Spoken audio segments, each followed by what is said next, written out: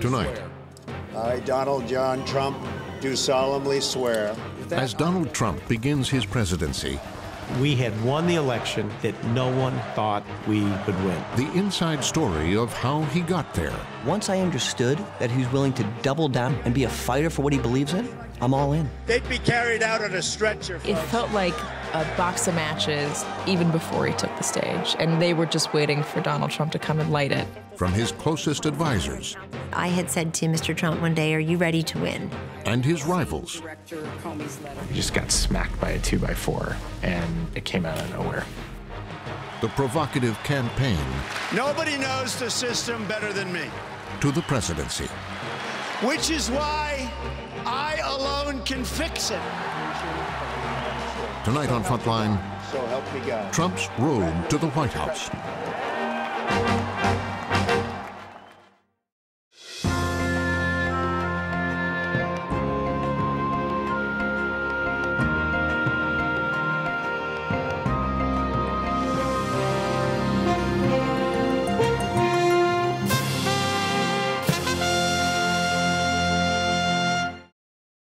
Tonight's program contains graphic language. Viewer discretion is advised.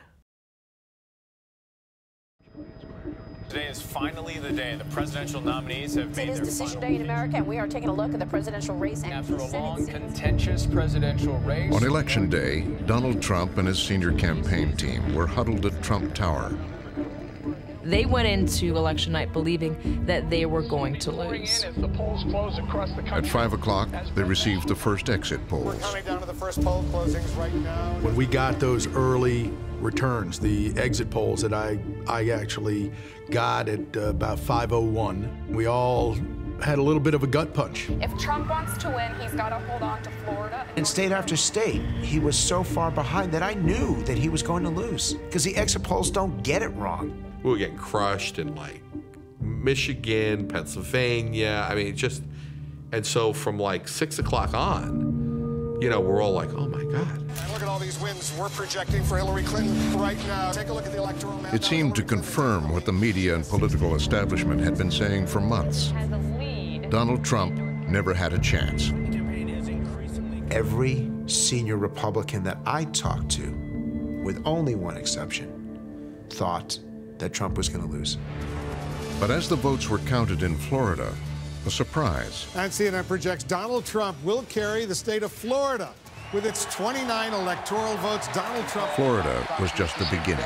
There's a big old call to make right now. Donald Trump has won the state of Wisconsin, and there goes her blue wall. Late on election night, one of his senior campaign officials emailed me and just said, "Can you type President Trump?"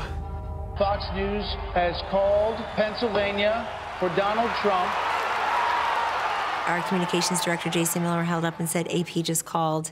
And I said, "Just called what? Which state?" And he said, "The whole race." This means that Donald Trump will be the 45th president of the United States. The most unreal, surreal election we have ever seen. Chris Christie's son said, "Kellyanne, your phone is ringing." I looked down, and it said Uma Abedin. And she said, "Secretary Clinton would like to speak with Mr. Trump." And I said, "Right now?" And she said, "If he's available." And I said, "He's available." And I said, "Sir, Secretary Clinton." She had been First Lady, a senator, and Secretary of State. She conceded to an entrepreneur, reality TV star, and novice politician. The call lasted about a minute. In an electoral college victory that virtually no one saw coming a year ago, a few months ago, even a month ago, even yesterday. It was an oh my God moment. It was euphoria that we had won the election that no one thought we could win.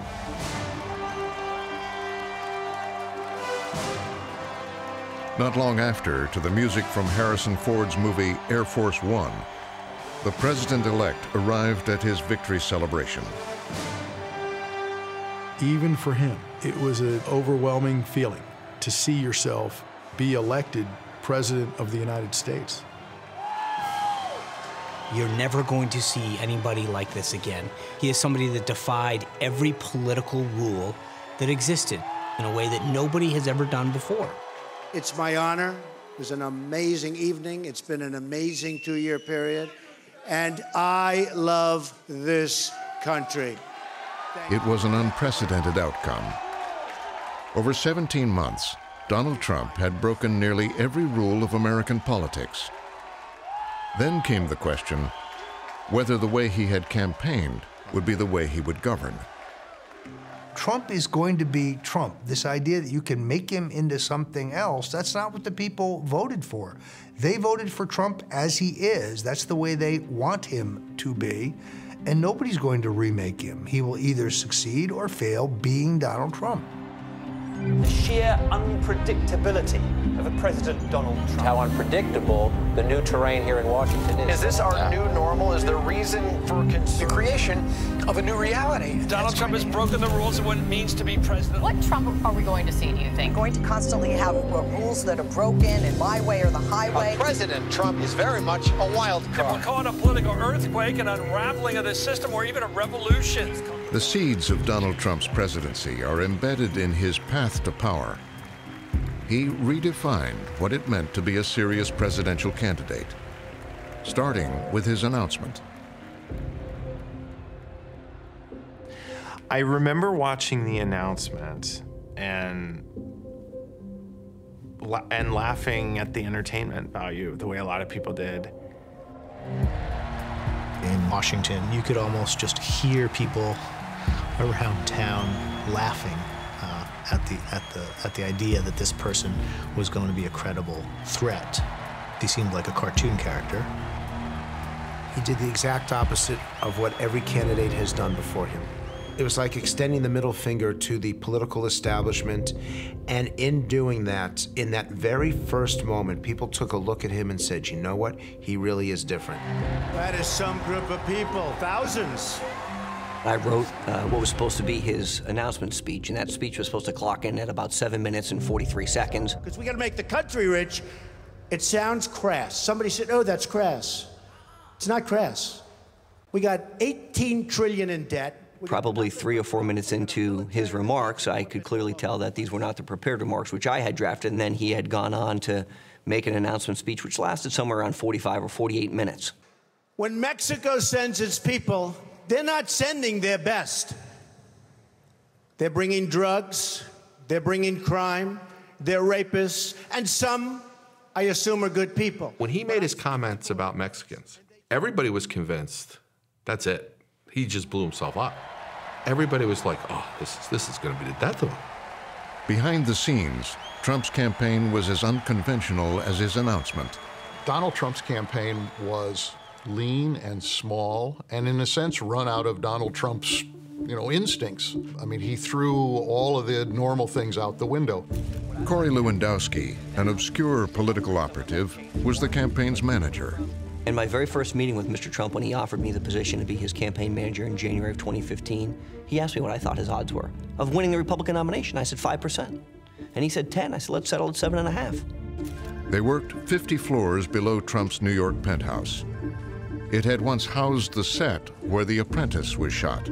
All of The Apprentice camera equipment and furniture had been ripped out of it. You looked up at the ceiling and it was open piping.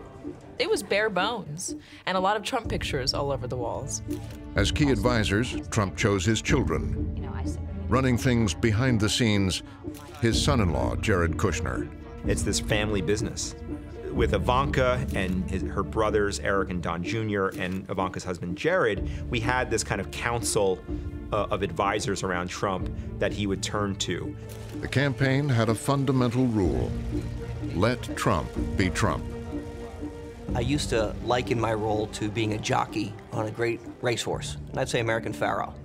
And my job was to maybe drive that horse into the corners a little bit and put some blinders on, but you gotta let it run. Donald Trump is back on the road campaigning. He caused controversy from the very start. Secure the evangelical vote with 3 campaign events in Iowa today. In Iowa, as he was interviewed by Republican pollster Frank Luntz. And he and I get into an exchange over John McCain because he's taking shots at McCain. And I thought they were gratuitous. He's not a war hero. He's a war hero. He's a war hero. 5.5 years. He's a war hero because he was captured. I like people that weren't captured, okay? I hate to tell you. Do you agree with that? He's a war hero because he was captured. I couldn't believe he said that. I was completely stunned. Everyone in that room thought, this is it. It's over. Folks, I want to make America great again. We want to get down to brass tacks. We don't want to listen to his stuff with being politically correct and everything has. We have a lot of work to do. You know, I asked Mr. Trump after he came off the stage to have a private conversation with him, and I said, I think we need to fix this. And when I said fix it, I meant an apology. And Donald Trump understood things that I didn't understand about the American people, said, no, you don't understand. Trump refused to apologize. And once I understood that he was willing to double down on his comments and be a fighter for what he believes in, I'm all in. And I'm there with you to support you. Don Voyage, Trump is toast after insult. Yeah, everything erupted after this. Virtually every Republican criticized Trump for this clip is played on every newscast for the next 48 hours. So far, Trump's political campaign operates with a no guts, no glory approach. And he survived it.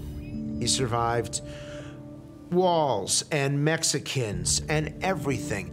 That which doesn't kill us makes us stronger.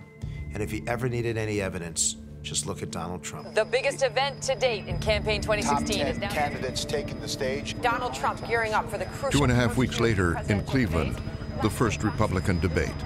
Businessman Donald Trump. He was facing off against a group of candidates Republican leaders touted as the best in a generation. It is 9 p.m. on the East Coast, and the moment of truth has arrived. Among the other candidates, there was this sort of smug confidence that we know what we're doing. This guy is from show business, a little bit Hollywood, a lot of razzle-dazzle. Early in the debate, he faced a crucial test. Whether his tabloid past and outrageous statements would sink his campaign. You've called women you don't like fat pigs, dogs, slobs, and disgusting animals. Your Twitter account Only Rosie O'Donnell. No, it wasn't. Trump doesn't deny it. He simply says, I only said that about Rosie O'Donnell. And in a way, that is pure Trump. What I say is what I say. And honestly, Megyn, if you don't like it, I'm sorry. I've been very nice to you, although I could probably maybe not be based on the way you have treated me, but I wouldn't do that. He's doing something that is both repellent and completely authentic all at once. And he's acknowledging that he said these horrid things. He's not shirking it. I think there were voters out there that said, you go, man. You said exactly what you think, and you're not backing down. And Trump wasn't done. After the debate, the candidates appeared in what is known as Spin Alley. Trump kept the controversy going. Donald Trump shows up as if he needed this hit of adrenaline before he went home to New York. It's okay? Yep. Yes, sir. Don't hurt yourselves. It was like mosquitoes to a lantern on a summer night. I mean, the entire National Press Corps descended. People were being trampled and camera equipment was flying all over the place, and I'd never seen a scene like this. I mean, I've seen many media stampedes, but nothing like that. What's your history with Megyn? I think Megyn behaved very badly, personally. The question about women, you didn't like that? No, I thought it was an unfair question. They didn't ask those questions. Trump can't help himself because he considers anybody questioning his bona fides as someone who he needs to decapitate, essentially. It was just the beginning. At 3:40 in the morning, he lit up Twitter. Wow, Megyn Kelly really bombed tonight. People are going wild on Twitter. Funny to watch. On the phone with CNN, he pushed harder. What is it with you and Megyn Kelly? She starts asking me all sorts of ridiculous questions, and, you know, you could see there was blood coming out of her eyes, blood coming out of her wherever. Donald Trump attacks her and suggests she only asked a tough question because she was menstruating. I mean, and his numbers went up. She's a lightweight. I couldn't care less about her. In fact, you're competing against her. And At every stage in the campaign, Donald Trump was perfectly happy to have the elites be aghast at him.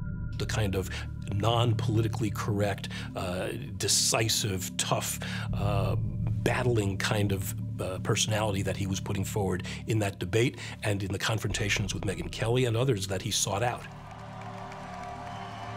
While the media controversy swirled, Trump was out in the country building his base. His personal plane rolled up to hangars filled with curious onlookers, eager to see the reality TV star in person. There were a lot of people who were there who were pure curiosity seekers. They were there to see a celebrity. They were there to see the guy they know from The Apprentice. Trump is a producer at heart, and when he did these rallies, he made sure that the staging was perfect. So we see the same elements that Trump applied in his hit TV show, The Apprentice. We saw that in the early rallies.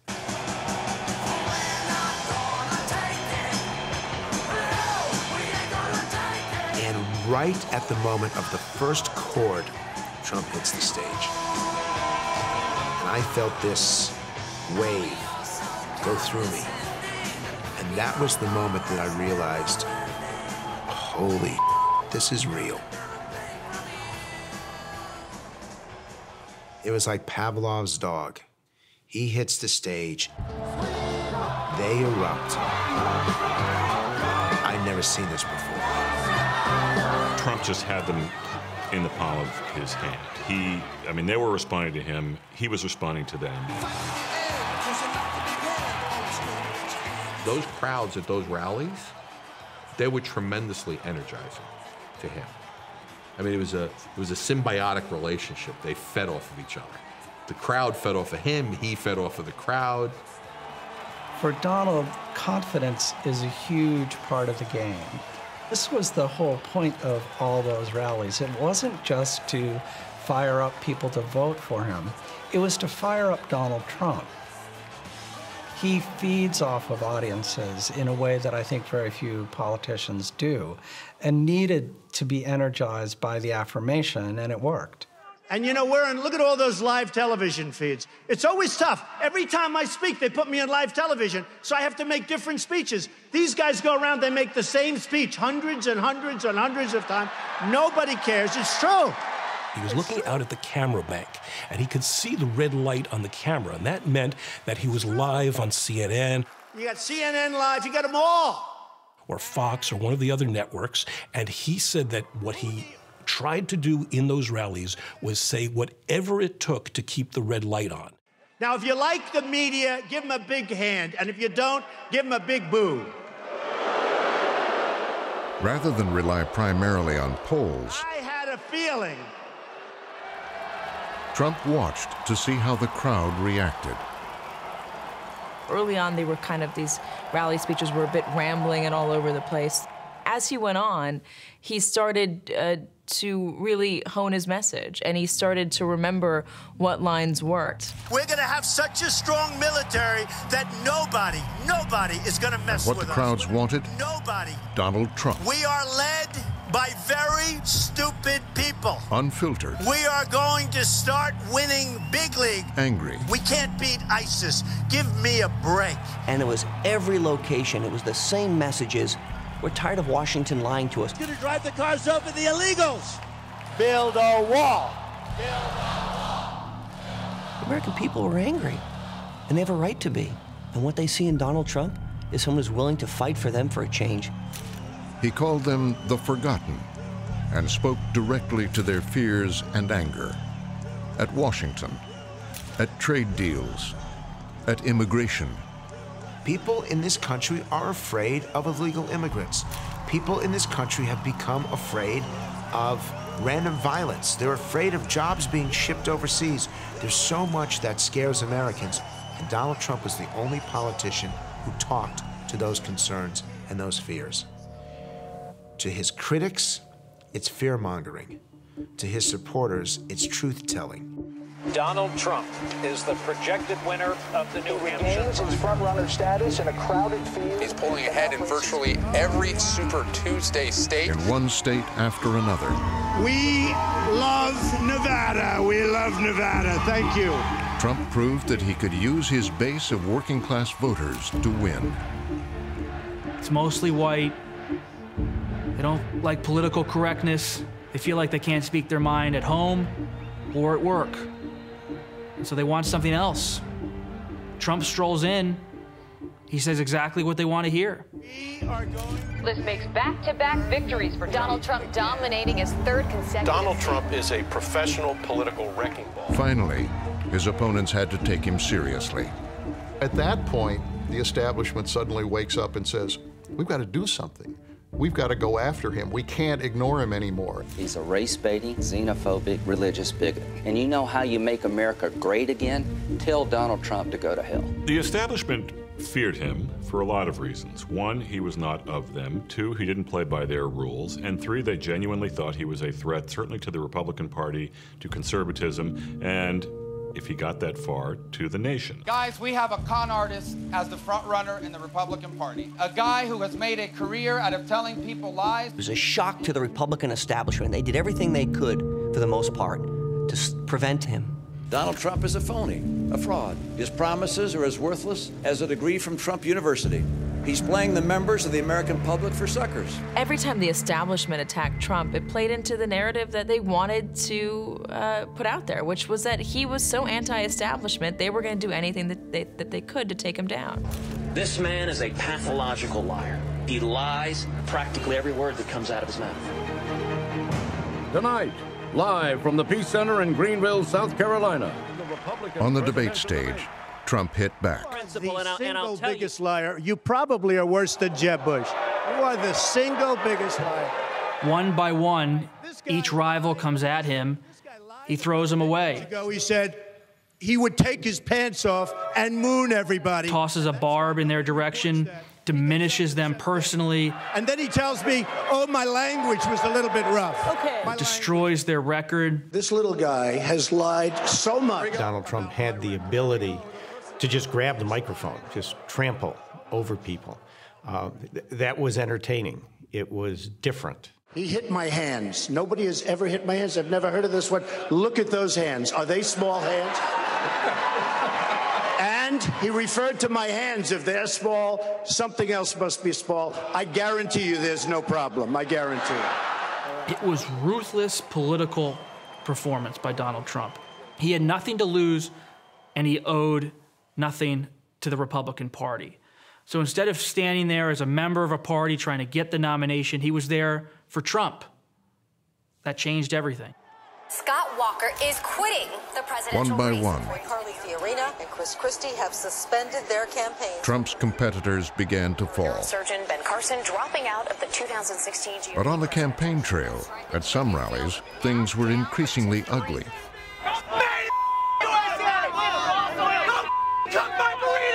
The anger only increased as it got farther along.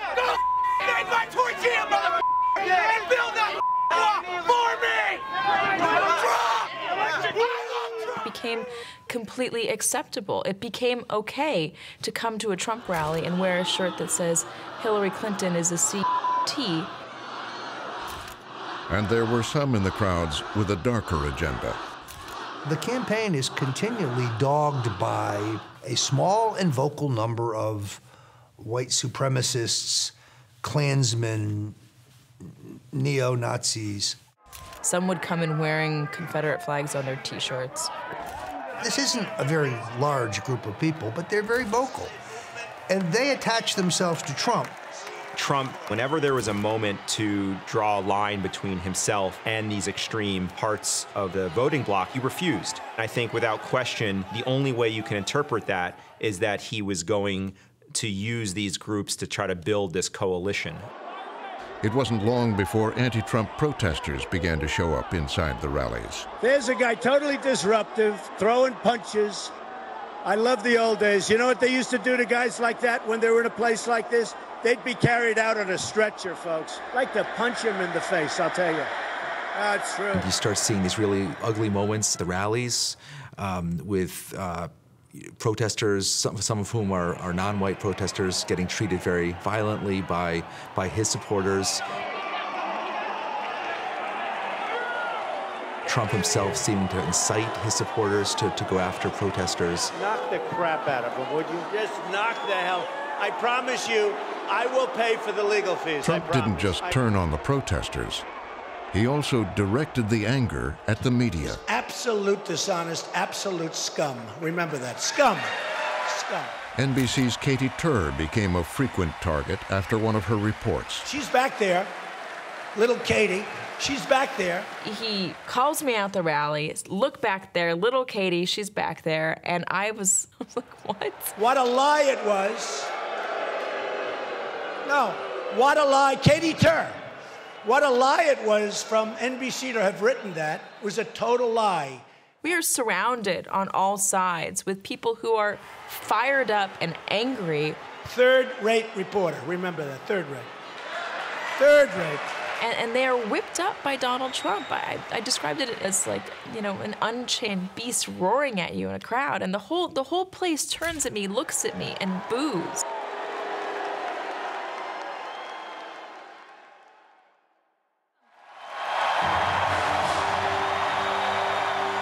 By July, Donald Trump headed to the GOP convention after soundly defeating the establishment candidates. And let's face it, he was larger than the Republican Party. In fact, his nomination was the hostile takeover of the Republican Party. In this case, the Republican Party is just a vehicle to get his name on the ballot, but his reach was always greater than the Republican Party's reach. He had won the nomination of a divided Republican Party. Now he would see if he could apply the same strategy to winning the presidency of a divided country. Our convention occurs at a moment of crisis for our nation. The attacks on our police and the terrorism of our cities threaten our very way of life. But I think the essential message there was you have been neglected and abused by the powers that be, whether they are politicians or the media or academia or Hollywood. All of those folks are conspiring against you, the good, right-thinking middle Americans. I have joined the political arena so that the powerful can no longer beat up on people who cannot defend themselves.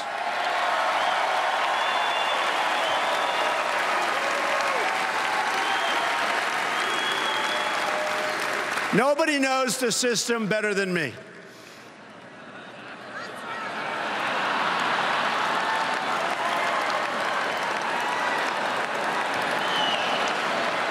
Which is why I alone can fix it. He just said, me. I'm the only person that can do this. You have to support me. That's the language of a strongman. That's the language that you hear in autocratic societies.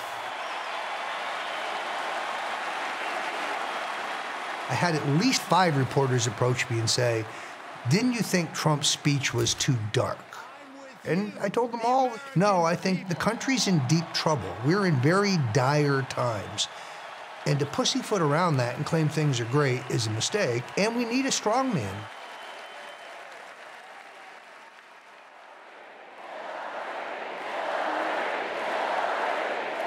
And so, my friends... Just 1 week later, at the Democratic convention, Hillary Clinton accepted her party's nomination. That I accept your nomination for President of the United States. Clinton's strategy was to draw on Obama's legacy and bet big on diversity. This is a time of change for America, and it's a time to take stock and reaffirm the values that we hold as Americans.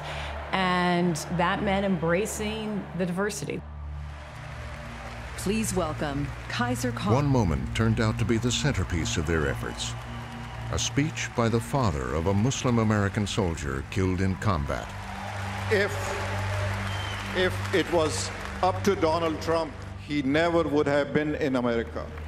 Donald Trump consistently smears the character of Muslims.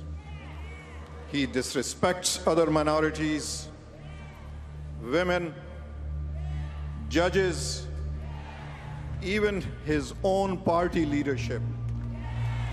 I don't think anybody, or very few people who were planning the convention, thought simply that moment alone would be as powerful as it was. Donald Trump, have you even read the United States Constitution?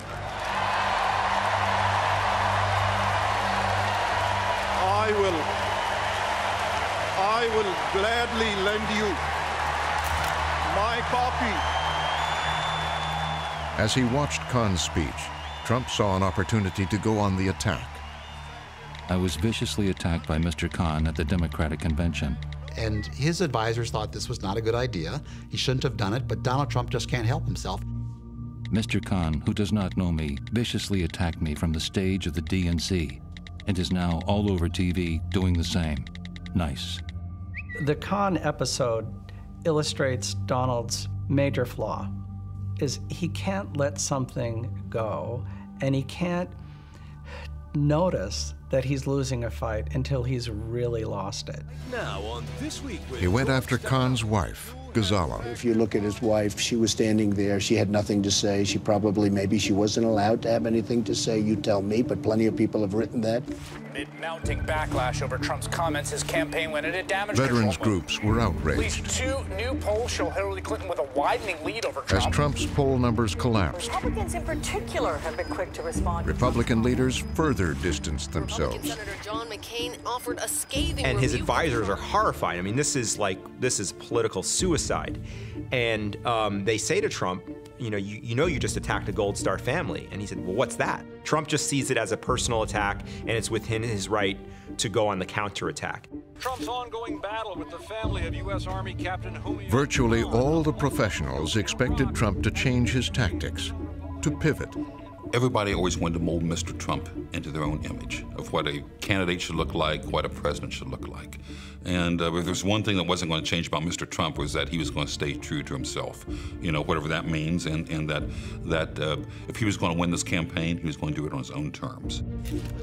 With barely 80 days before the election, Trump shook up his campaign and brought in Steve Bannon, the chairman of the right-wing website Breitbart. Bannon is a bomb thrower. Bannon joins the campaign because Bannon has a superior knowledge of alternative media, combined with the fact that he's kind of a swashbuckler and a revolutionary, a guy who can think outside the box. It was a sign Trump was doubling down. Steve Bannon has made very clear all through recent career, his goal is to blow up the establishment. It's to take down the government as we know it. It's to destroy the Republican Party as it was constituted. I mean, he's a disruptor in almost every way. As his new campaign manager, another unconventional pick, a pollster, Kellyanne Conway, who had bad news for Trump. On that day, I told him, I said, what's going on? Because you're running against the most joyless candidate in presidential political history, and this place is starting to seem like it. And he said, no. And I said, I've looked at the polls. He said, the polls. And I said, I've looked at the polls and we're losing. But you don't need to lose. You should be winning. Trump is hoping to finally put that controversy behind. They faced a formidable challenge. He's hurt himself some. The first presidential debate. As Trump and Clinton get ready to go head-to-head. What will likely be the most watched political showdown. As he had throughout his campaign, Trump was willing to gamble. He'd rely on his instincts, not preparation. There's actually a point of pride that he doesn't have to prepare. He values raw ability over study. So he wanted to prove that he was right about that. Trump mocked Clinton for spending so much of her time preparing for the debate. You've seen me. I've been all over the place. You decided to stay home, and that's okay. Arguably, he was the worst prepared candidate in the history of American politics when he stepped up against Hillary Clinton for that first debate, and it showed. That I think Donald just criticized me for preparing for this debate. And yes, I did. And you know what else I prepared for? I prepared to be president, and I think that's a good thing. She knew how to get under his skin. She had been practicing. She had been studying him. Donald thinks that climate change is a hoax perpetrated by the Chinese. I think it's real. I did not. Science is real. I do not say that. And I think it's important. Not say that. The team knew what his buttons were. And she just started unleashing them one after the other. You call yourself the king of debt. You talk about leverage. You even at one time suggested that you would try to negotiate down the national debt of the United States. And he lost control of the debate. Let me say there's nothing crazy about not letting our companies bring their money back into their country. This is Secretary Clinton's 2 minutes, please. I have a feeling that by the end of this evening, I'm going to be blamed for everything that's ever happened. Why not? Why not? Yeah, why not?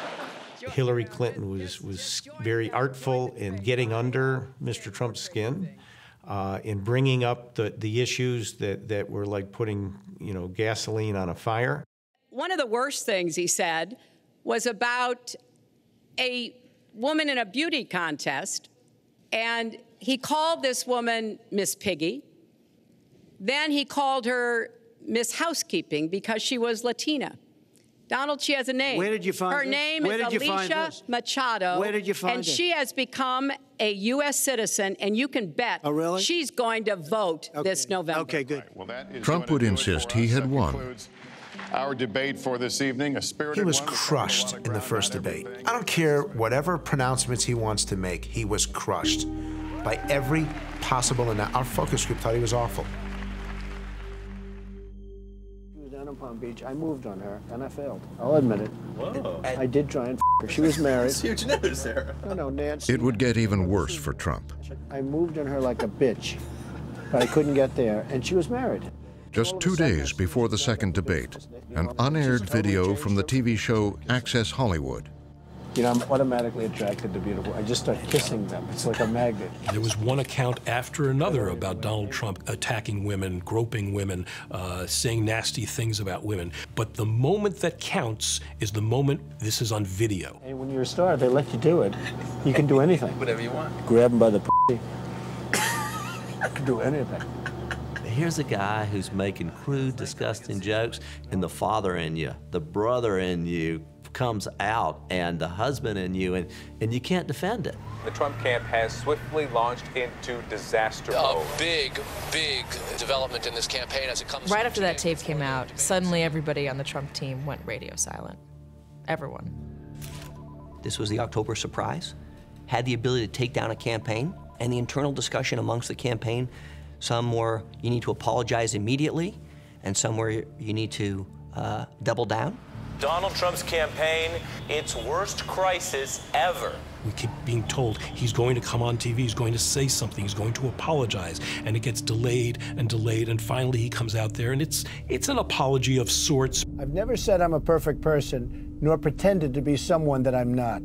I've said and done things I regret, and the words released today on this more than a decade-old video are one of them. And so he went on Facebook later that night and gave what was, by Trump standards, a contrite apology. But then he went on the attack.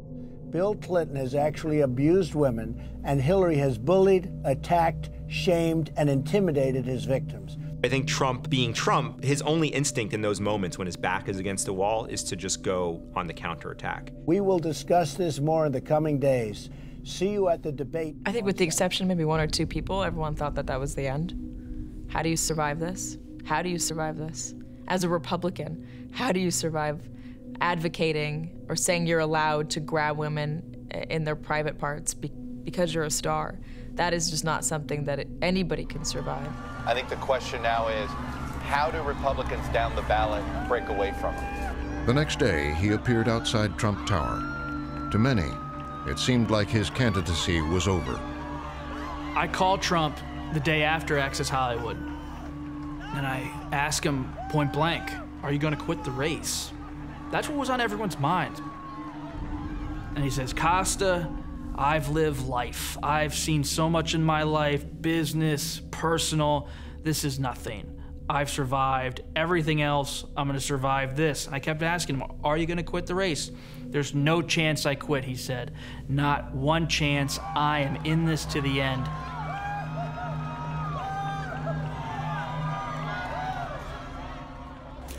Donald Trump, undaunted, then headed to the second presidential debate. He showed up, and he was impervious to the naysayers and critics who were all trying to push him out of the race. Trump had a surprise of his own just before the debate was to begin. Next thing I know, and no one in the press knew this was happening, there was a press conference with all Bill Clinton's accusers right before the debate. These 4 very courageous women have asked to be here, and it was Trump had invited 4 women to the debate. Women who had accused Bill and Hillary Clinton of wrongdoing, charges the Clintons had denied. There was widespread shock. Nobody had it beforehand. The genius part of Donald Trump was he didn't announce these women were coming. He just had them at a table and said, the media's welcome to come in right before the debate, and the media was stunned because the media couldn't fathom doing something like this. Standing in the back of the room, the man who had orchestrated the event, Steve Bannon. Mr. Trump may have said some bad words, but Bill Clinton raped me and Hillary Clinton threatened me. I don't think there's any comparison. It was to show America that he believed certain things about the Clintons that many Americans also believe, and that he was going to stand up for them against the Clintons in a way that was so tough and really so ruthless that it gave some satisfaction to people who hate the Clintons.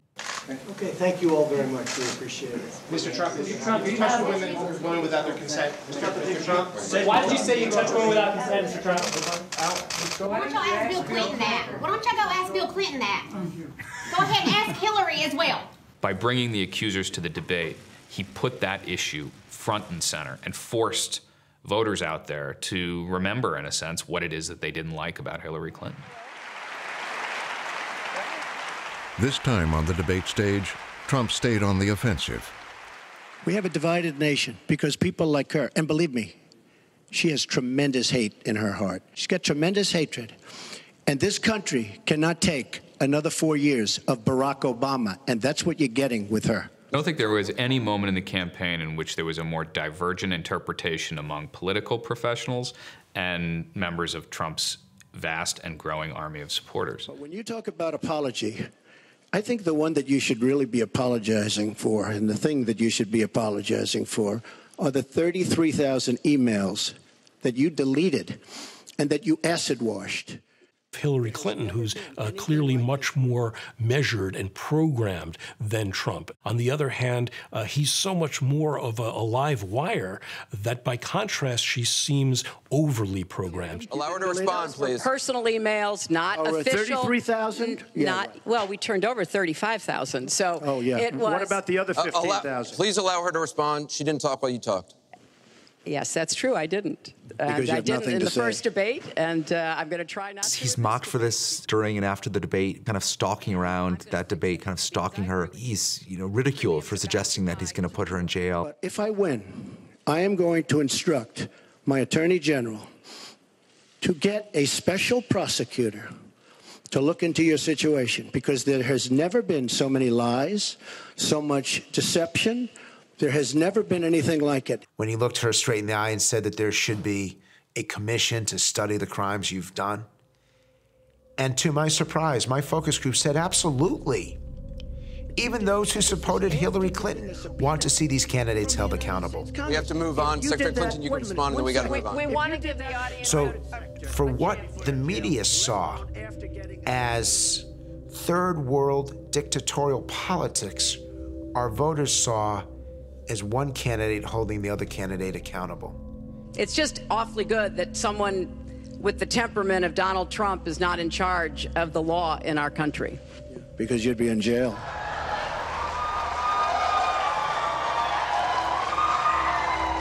We want to remind the audience to please not talk out loud. Please do not applaud. You're just wasting time. When I speak, I go out and speak. The people of this country are furious. He was speaking the language of the American people, that he was holding Hillary Clinton accountable. You wouldn't know that if you lived in New York or Los Angeles, but you would know that if you're doing focus groups in Columbus, Ohio, in Milwaukee, Wisconsin, or in Grand Rapids, Michigan. Back out on the campaign trail, Trump's anti-establishment message continued to resonate. And we are going to drain the swamp. Gonna drain the swamp. We're gonna drain the swamp, folks. That was how Donald Trump started out the campaign. We're gonna drain that swamp. By saying things that were anathema to the establishment, but that had resonance in the base of support that he was able to cobble together. Yes, maybe he has offended me, and maybe he's offensive, but I'm still out of work. I'm still mad that people are pouring over the borders, and I'm still mad that ISIS is still attacking people all over the globe, and you know what? I'm just going to stick with him. With time running out, Trump's chances of winning still seemed slim. But the race would be shaken up by an unlikely source, WikiLeaks. breaking news here. WikiLeaks is about to release, quote, significant material tied to Hillary Clinton. The campaign is doing damage control tonight after WikiLeaks released more. Tens of thousands of private emails from Clinton campaign chairman John Podesta were released. There are some embarrassing details. This was a daily phenomenon. Both at home and abroad in all of this. It was a constant, pain to our campaign. Flood of emails suggest that in private, her advisors like to tee off on everyone, from Catholics to Latinos and Southerners. Day after day, the stories continued. That she couldn't convey a clear message to voters. It was incredibly damaging because every day there were bad stories coming out and they could be perfectly timed. Senator Robbie Mook lashed out, writing, quote, "Wow, what a terrorist." It was anxiety provoking. You just don't know what's going to come out any day, and that you're going to have to deal with that. More than 2,000 emails. The first emails began to trickle out less than an hour after the Access Hollywood video. The Access Hollywood tape was a big surge, but then, after it had run 400 times on television, it fell off. The Podesta emails kept getting dribbled out. News cycle after news cycle after news cycle, and it lives forever. There were media reports that intelligence agencies believed the leaks were orchestrated by Russia, but that didn't seem to bother Trump. WikiLeaks is amazing. The stuff that's coming out, it shows she's a real liar. This WikiLeaks stuff is unbelievable. It tells you the inner heart. You got to read it. WikiLeaks, I love WikiLeaks. After the election, intelligence agencies would go further, concluding that the leaks were part of a larger campaign ordered by Russian President Vladimir Putin to help elect Donald Trump. It was cyber mixed with information warfare.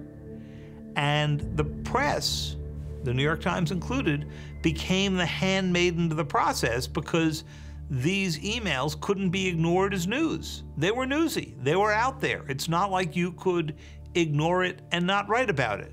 But in writing about it, you're doing the work that Vladimir Putin had in mind. Then, in the final days, as Hillary Clinton struggled to hold on to her lead, another crisis. An LA Times reporter came up to our traveling press secretary, Nick Merrill, and said, "Hey, have you heard anything about some reopening of the investigation by the FBI?" I kept thinking, this can't be, this has to be a mistake, it's got to be referring to something else. The FBI director, James Comey, was resuming an investigation of Clinton's personal email server. And I just remember this pit in my stomach and really worrying that this could change the game completely in a potentially lethal way. Mook and Palmieri briefed Clinton. When I went to tell her, I said, I got some news. And she said, okay, what's your news? And I said, it's bad news. So she said, okay, what's the bad news? And so I told her, and she said, I knew we weren't going 3 weeks without something else hitting us. That pit in my stomach, I'll never forget that feeling that you just got smacked by a 2x4, and it came out of nowhere. Donald Trump immediately seized on the news. I need to open with a very critical breaking news announcement.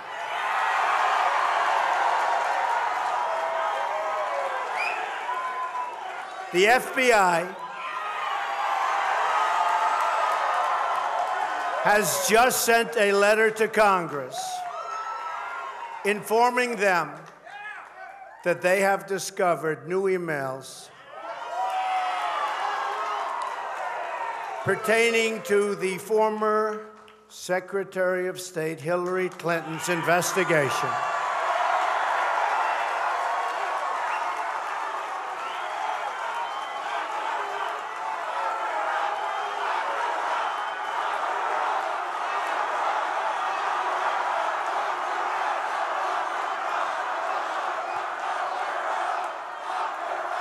And they are reopening the case into her criminal and illegal conduct that threatens the security of the United States of America. To win, you need a few breaks. The FBI announcement was such a break. Certainly not controlled by the Trump campaign, but it really did throw all the cards up in the air at a pivotal time. We are going to drain the swamp. For the next week and a half, We are going to renegotiate our terrible Trump traveled the country building on that momentum, We will keep radical Islamic terrorists staying on message, the hell out off Twitter. We will build a great wall. Inside his campaign, they hoped it would be enough. And we will make America great again. It was the first time that Mr. Trump was relatively scandal-free at that point. Like, a lot of things had gone away. Secretary Clinton was in the spotlight by herself, and we saw a spike in numbers that were just uncommon for anything that we've seen before. That was really the catalyst for the roll, the snowball effect that continued to happen till Election Day. In the final days of the campaign, he solidified the Republican base. And in rally after rally, he tried to win over voters in the heart of the blue wall, states a Republican hadn't won in a generation. In all these steel towns that have carcasses of factories, buildings where they used to have molten metal, no more. But know what was there? Trump signs. It is decision day in America, and we are taking a look at the presidential race. After a long, contentious presidential race, we are near the end. Donald Trump will carry the state of Florida with its 29... Donald Trump has won the state of Wisconsin, and there goes her blue wall. This means that Donald Trump will be the 45th president of the United States. As a candidate, he had broken all the rules. Now in the White House, he promises to do the same. You guys need to get used to it, that there is no pivot, that there is no normal, and the fact that there is no normal is the new normal. The only thing that is predictable is the unpredictability of Washington, D.C. from this point forward. So get used to it. Buckle your seatbelts, sit back, because it is going to be a wild ride. From this day forward, a new vision will govern our land.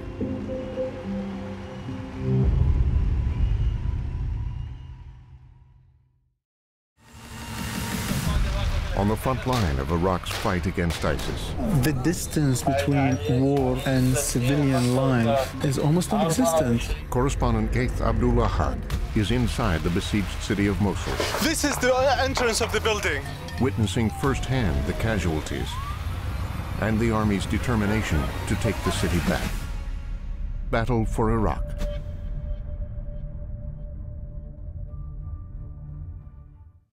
Go to pbs.org/frontline, where you can read extended interviews with Kellyanne Conway. But you don't need to lose, you should be winning. John Podesta. Pained our campaign. And others. Incredibly damaging. I'm all in. Explore an interactive feature on the film with primary sources, video, and additional context in collaboration with Duke University. Connect to the Frontline community on Facebook and Twitter, then sign up for our newsletter at pbs.org/frontline.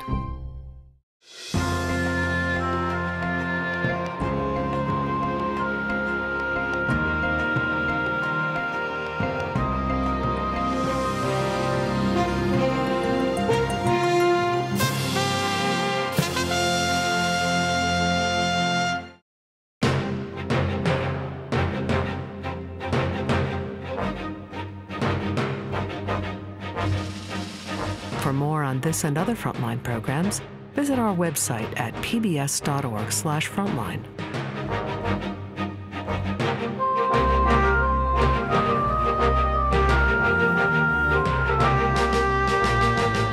Frontline's Trump's Road to the White House is available on DVD.